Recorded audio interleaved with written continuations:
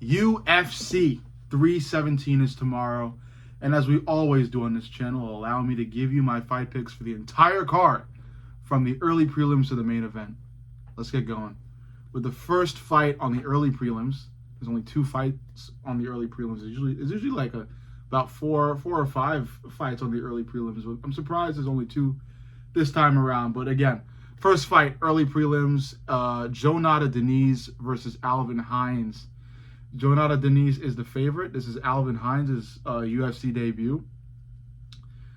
Usually, with fighters debuting in the UFC, they have to have an adjustment period. It usually is not very easy for them to acclimate to the new level of competition. That is the competition in the UFC. Despite Jonata Denise losing against Tybura in his last fight, I think Denise's pace should be able to run over the pace of Hines. I saw one of Hines' previous fights, and he just looked way too docile, way too patient. I felt like Hines needs to enter a second gear, and I didn't see that gear in any of his recent previous fights. So I expect Jonata Denise to run over him.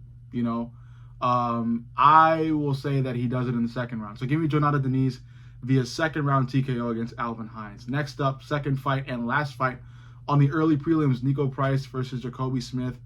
The betting odds on this show that Vegas basically expects this to be a one-sided fight in favor of Jacoby Smith. And I agree. Jacoby Smith is the better statistical striker everywhere against Nico Price. So I think Smith is going to be able to knock Price out in the first round. So give me Jacoby Price winning this fight via round 1 KO. Next up, main prelims, Terrence McKinney versus Vachislav Borshev. Again, I'm trying with the names. I might have messed that up. Either way, Terrence McKinney, Vachislav Borshev. Terrence McKinney is the favorite, and I agree as well. He is the better striker and the better grappler than Borshev. I think if he mixes it up well, he'll be able to just dominate him. So give me Terrence McKinney via unanimous decision against Vachislav Borshev. Next up, Viviane Araújo. Again, that last name really hard to pronounce for me. I might have butchered it. Viviane Araújo versus Tracy Cortez. We all know Tracy Cortez. She is the UFC sweetheart. And despite her being that, I personally just don't see a lot of, at least like fighting spirit within her. So I think Araújo is going to be able to out-grapple her and just basically dominate her and get a decision win over Cortez. So give me Viviane Araújo via unanimous decision against Tracy Cortez. Next up, Haider Emil versus Jose Miguel Delgado. Jose Miguel Delgado is the favorite, and despite him being the favorite, I'm going to go with Haider Emil. Delgado does seem to be the taller fighter, and he has better striking defense, and he's also the better grappler when compared to Haider Emil. But Haider Emil's striking, at least his precision striking, and his takedown defense should be able to give him a solid chance on the feet against Miguel Delgado. So give me Haider Emil. Something about him is making me choose him over Jose Miguel Delgado. So I'm going to go with the underdog. Give me Haider Emil winning this fight via unanimous decision. Next up, Jack Hermansson versus Gregory Rodriguez, a.k.a. RoboCop. RoboCop is the favorite, and I agree. He's the better grappler and striker statistically, and he's got a lot of power, despite a lot of people saying that he might be washed now, or, he simply was never that good. I disagree. I think RoboCop is that good. Jack Hermansson is also really good. I mean, look what he did to Joe Pyfer. Absolutely dominated Joe Pyfer. But despite that, I feel like Gregory Rodriguez, aka RoboCop, is going to be able to just destroy Jack Hermansson. Probably not in the first round, but I think RoboCop is going to be able to get this done in the third round via TKO. I think it will be bloody. I think it will be close. But in that third round, I think RoboCop lands something big that knocks Hermansson out, or at least hurts Hermansson so bad that he has to quit. So give me Gregory Rodriguez, a.k.a. RoboCop, winning this fight in the third round via TKO. Next up, Peyton Talbot, everybody's favorite bust or, favorite fraud-checked fighter against Felipe Lima. I think this is I think this is the start of Peyton Talbot's redemption arc. I think it starts with Felipe Lima. I think classic Peyton Talbot is going to come out here, control the cage from the first bell or first, go from the referee, and he's just going to dominate Felipe. I think Felipe Lima does survive round 1, though, but I think in round 2, Peyton Talbot's going to turn on the jets. He's going to find Felipe Lima's chin, or just a sensitive part or a vulnerable part of Felipe Lima's body, to where Peyton can throw a kick or an uppercut or a body shot or something that hurts Lima, or just knocks Felipe Lima out. Either way is good for me. I think Peyton Talbot does beat Felipe Lima in the second round via TKO. I don't know how he does it, but he will get it done. I believe in him. Peyton Talbot is back on the rise after this fight. We're going to start seeing the TikTok edits of him again, the kerosene edits. All of that is coming back once this guy wins. But yeah, give me Peyton Talbot, second round TKO. After that, we have Beneil Dariush versus Renato Moicano. Money Moicano, we all know him, we all love him. He has some of the best post-fight speeches ever heard. Beneil Dariush is just an old lightweight. I mean, he's had some exciting fights. I respect him. He's a veteran. Wouldn't call him a legend, but he's done stuff. He's done stuff against big names. Maybe not a lot of impressive stuff, but stuff. And, I think this is going to be an absolute grappling match. Obviously, both of these guys are grappling dominant fighters. I feel like Renato Moicano is, however, much more aggressive than Dariush. So I do expect them to kind of take turns being on top. I predict a lot of position reversals, but just, ultimately a whole bunch of ground time. I think maybe all of this fight might be on the ground.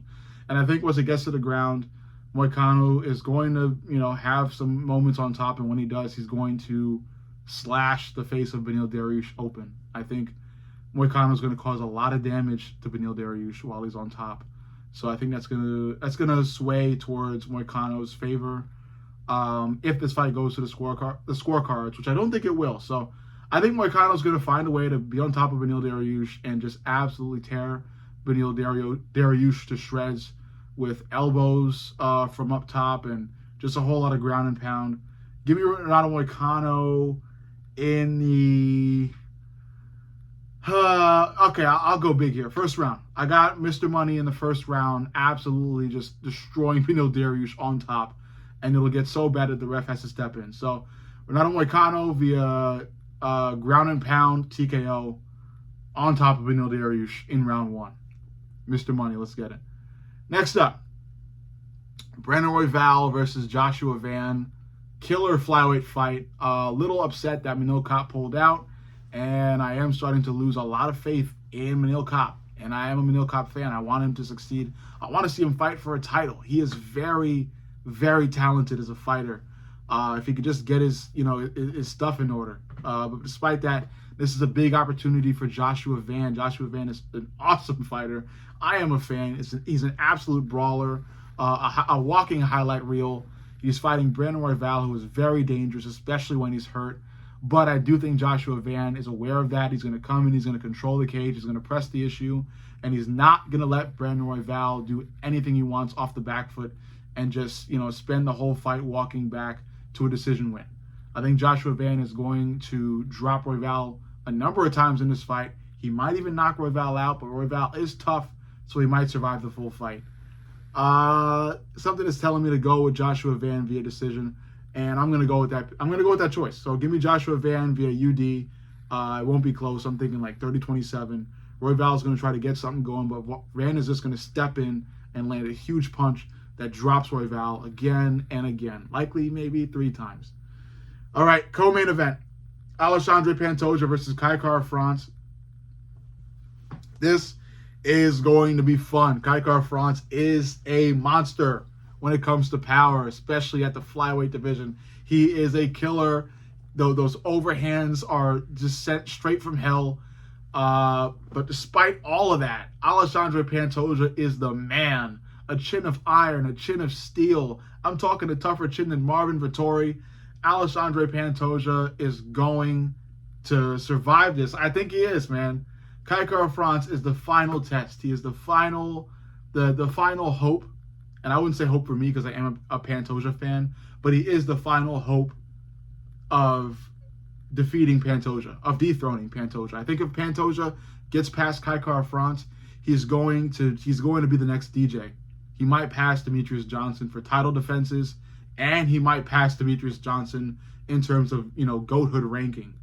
I'm thinking Pantoja is going to be top few all time, maybe top 5, top 4, if he keeps just dominating people like he has, taking punches, walking forward, laying on top of his opponents like blankets, and just out-grappling them to a decision win.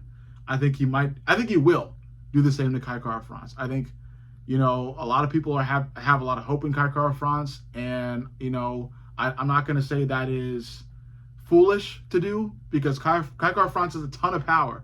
Like I said, Kai Kara-France has so much power that he rightfully is the final test for Alexandre Pantoja. If Alexandre Pantoja's chin can hold up against Kai Kara-France, it can hold up against anybody. And Alexandre Pantoja's fighting style is completely reliant on that iron chin. So again, this is Pantoja's final test. I'm a fan of Pantoja, and I'm especially a fan of Pantoja's fight kit, which is amazing, by the way. Go check it out. And if Pantoja wins this fight, I'm definitely sporting that fight kit more than I've been sporting the Charles Oliveira fight kit. But we'll see what happens. It's a fight game. Who knows? But yeah, give me Alexandre Pantoja via unanimous decision and still. And last but not least, what you've been waiting for me to talk about this entire video, thank you for staying with me, Ilia Topuria versus Charles Oliveira. An amazing matchup, a legendary matchup. Ilia is on the hunt for a second belt after knocking out Alexander Volkanovski and Maxwell Holloway back-to-back. Back-to-back. Ilia is the man. He's the man. No one could do that. First man to knock out Max Holloway. Iron Chin Max Holloway. He knocked him out. He didn't drop Max. He knocked Max out. If he can do that, he's doing it against Charles. He's going to do it against Charles. Even if Charles comes out and decides to be smart about this and try to fight off the back foot and pick Ilia apart at range, which he's not going to do. But even if Oliveira did that, I think Ilia would still be able to hunt him down. Despite that, Oliveira is a berserker, and I respect it. It's honorable. But we all know Charles Oliveira is going to march forward at Ilia and not stop and never step back. And you can't do that against Ilia. Charles Oliveira is saving Ilia the trouble of hunting him down. He's going to meet Ilia in the middle, and that is going to go horrible for Charles. Ilia is going to put together a 4-punch combination, maybe 2 to the body, and, a hook and an overhand. And that last punch is going to land so clean on Charles. Charles is going to be asleep probably for a solid minute and a half before he realizes that the fight is over. And then Ilia is going to hit some new emote that's going to just, take Spain by storm. And who could blame him? Ilia has an entire country behind him. That's why I refer to him as the Spanish Conor McGregor. He's here to stay. He is here to stay, okay? I love Charles. I'm a Charles super fan. And a lot of people may say I'm not because of what I'm saying. But what I'm saying is the truth. I don't know what Charles can do to win this fight. Even if Charles went to grappling, went to his jiu-jitsu, which is really good. Ilia is capable when it comes to ground game. He started his fighting career with ground game. He's going to be okay on the ground as well. Maybe even more dangerous. I don't know. But I feel like Ilia is going to destroy Charles here, and it's going to be a nightmare for Charles fans everywhere, including myself. But I have spent this week prepping for this moment. I will not cry. I will not cry. I will simply sit with a straight face and acknowledge what Ilia has done. Because Ilia deserves respect. As much as I dislike him for what he did to Volk, he deserves respect. I will give him that respect. And I will give Charles Oliveira the grace of having an amazing career. I don't think it will be over after he gets knocked out by Ilia, but we all have to acknowledge this will be a big dip. This will be a big dip.